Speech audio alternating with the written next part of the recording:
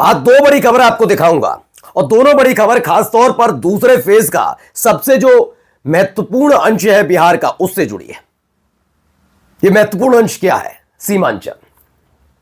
सीमांचल में मैं ये नहीं कह रहा कि 122 सीटों में से 120 सीटें आती हैं, ऐसा नहीं है, लेकिन फिर भी क्यों महत्वपूर्ण हो रहा है? क्योंकि सीमांचल के जरिए जो संदेश निकला उसने एक महीने में जो 8, 9, 10, 11, 12 यानी एक साल 6 महीने से बनाया जा रहा था माहौल, उसे पलट कर रख दिया मात्र एक महीने में।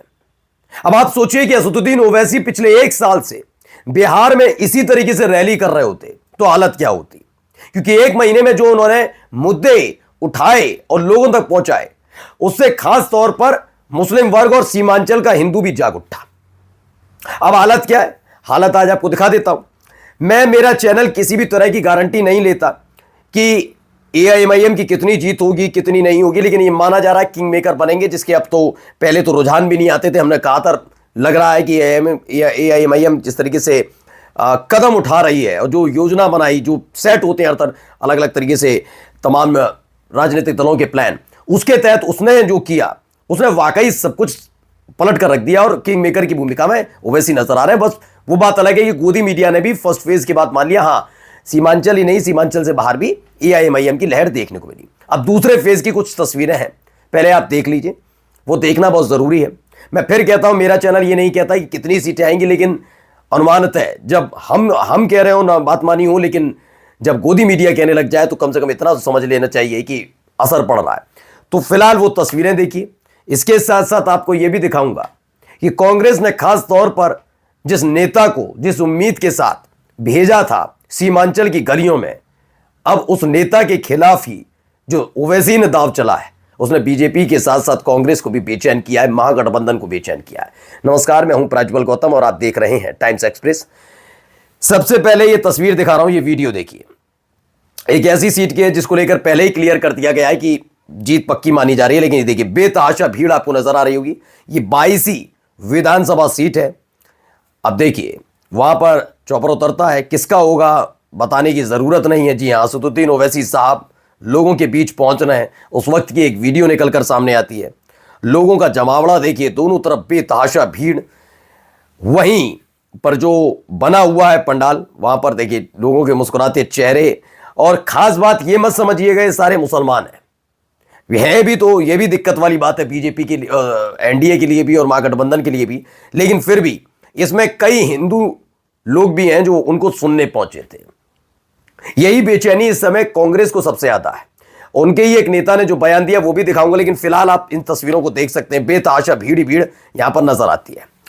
इसे लेकर लिखा गया है कि बिहार में एआईएमआईएम कितनी सीटें जीतेगी ये तो पता नहीं, मगर जो रुझान आ रहा है इससे ऐसा लग रहा है कि अच्छा खासा वोट पाने वाली है एआईएमआईएम, ये दावा कर दिया गया। चलिए यहां पर भी एक भीड़ नजर आती है, जरा देखिए, ये देखिए, ये जय मीम जय भीम के नारे भी यहां पर लग रहे हैं। मोटरसाइकिल से निकलती हुई रोड शो। राणा रणजीत सिंह ने यकीनन काफी कुछ पलटा है। 2-3 फैक्टर उनके साथ काम किए। ओवैसी का अपना एक तरीका था, जिन्होंने बीजेपी की बोलती बंद की, विपक्षी पार्टी के नेताओं की बोलती बंद की, और एक जो टैग जबरदस्ती इस देश की गोदी मीडिया लगाती है उसको भी पलट दिया। वो क्या क्या है मैं बताऊंगा, लेकिन फिलहाल आप ये वीडियो आप देख सकते हैं। भारी तादाद में मोटरसाइकिल से लोग निकलते हैं। ढाका और सिकंदरा से जो हिंदू प्रत्याशी उतारे, उसमें खास तौर पर ढाका में एक तो बीजेपी के विधायक के भाई को प्रत्याशी बनाया, पहला। दूसरा, राजपूत समाज से आने वाले व्यक्ति को प्रत्याशी बनाया। तीसरा, एक हिंदू को प्रत्याशी बनाया। ये 3 डेंट बहुत जबरदस्त लगे। और चौथा जो सबसे खास था, जिसका जिक्र खुद इमरान प्रतापगढ़ी ने कर दिया इतने बौखलाहट में, उन्होंने ये बता दिया कि दरअसल कहां महागठबंधन यहां फेल होता नजर आता है। दरअसल उन्होंने मुस्लिम बाहुल्य इलाके में खास तौर पर एक हिंदू प्रत्याशी को उतारा। और आपको दिखाया था मैंने, वो इमरान प्रतापगढ़ी ढाका आते हैं, आरजेडी के प्रत्याशी के समर्थन में प्रचार करते हैं। करना भी चाहिए, इमरान प्रतापगढ़ी ये क्या कोई भी करेगा भाई, सबका प्रचार करने का हक है। लेकिन उन्होंने ये बताया, ये समझाने की कोशिश कर रहे थे कि एआईएमआईएम ने यहां से, जबकि मुस्लिम बाहुल्य है, यहां पर मुसलमान को नहीं उतारा, हिंदू को उतारा। ये पेट में मरोड़ा है कांग्रेस के कि उन्होंने तो मुसलमान उतारा, लेकिन यहां पर क्या है, एक तो हिंदू, दूसरा राजपूत, बीजेपी नेता का भाई। ये सारी चीजें वो गिना रहे थे कि कैसे ऐसे ही कयादत खड़ी होगी और तमाम चीजें। तो कयादत तो ऐसे भी नहीं खड़ी हो सकती जब आप बीजेपी को हराने की तो सोचें, लेकिन एक ऐसी पार्टी जो मुसलमानों में अच्छा खासा प्रभाव रखती है उस पार्टी को आप दरकिनार करें तो कयादत तो ऐसे भी नहीं खड़ी होगी। खैर, इमरान प्रतापगढ़ी के जो पूरे के पूरे बयान थे उसके बाद अब जरा सुनिए, इमरान प्रतापगढ़ी से भी बड़ी शायर हैं ये। कौन है जरा सुनाऊंगा, पहले सुनिए क्या कह रही हैं। मुझे लोगों से ये कहना है कि देखिए, बहुत मुश्किल से मौका आता है जब हमें अपने रहबर को चुनने का एक अवसर मिलता है। सही बात है। तो आप बहुत सोच समझ के अपने मतदान का इस्तेमाल कीजिएगा। और हम लोग भूल जाते हैं कि हमारे हाथ में कितनी ताकत है, हम कितने ताकतवर हैं। और अगर हम गलत कोई भी चुनाव कर लेते हैं तो फिर आपको सालों भुगतना पड़ता है। तो बस इतना सा कहना है, बाकी आप समझदार हैं कि जो लोग मोहब्बत के परस्तार नहीं हैं, जो लोग मोहब्बत के परस्तार नहीं हैं, जाहिर है कि कुर्सी के भी हकदार नहीं हैं। जो लोग मोहब्बत के परस्तार नहीं हैं, जाहिर है कि कुर्सी के भी हकदार नहीं हैं। और हमने उन्हें चुना है तो कुर्सी उन्हें मिली, हमने उन्हें चुना है तो कुर्सी उन्हें मिली। सरकार असल हम हैं, वो सरकार नहीं है। सरकार असल हम हैं, वो सरकार नहीं है।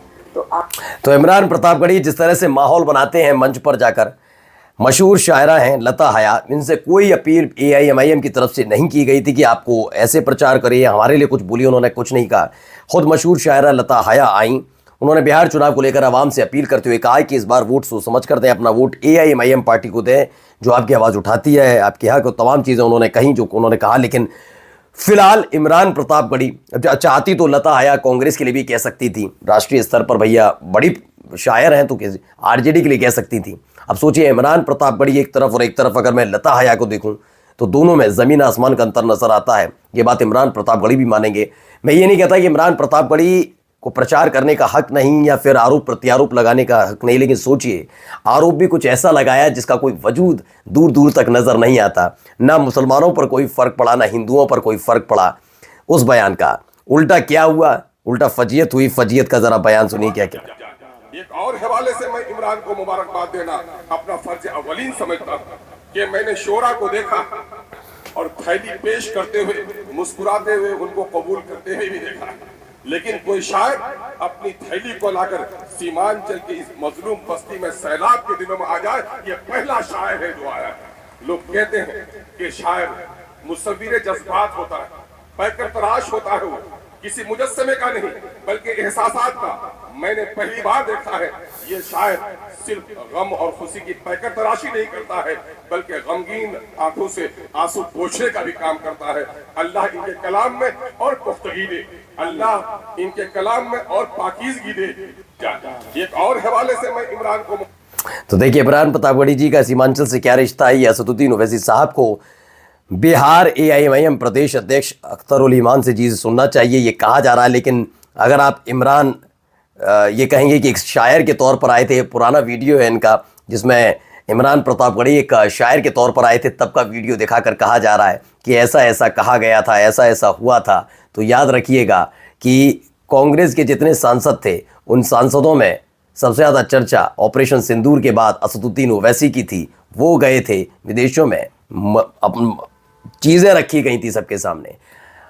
खेल यही होता है, आप एक अख्तर उल ईमान का बयान सुनाकर इमरान की प्रतापगढ़ी के लिए जो कहा जा रहा है उसको वजूद बना रहे हैं कि क्या चीज़ है क्या नहीं है। ओवैसी को ये कोई सुनना चाहिए, तो ओवैसी को सुनने, ओवैसी को समझने के लिए भी इमरान प्रतापगढ़ी ने कांग्रेस के कई नेताओं को बहुत ज्ञान की ज़रूरत भी पड़ेगी। नमस्कार।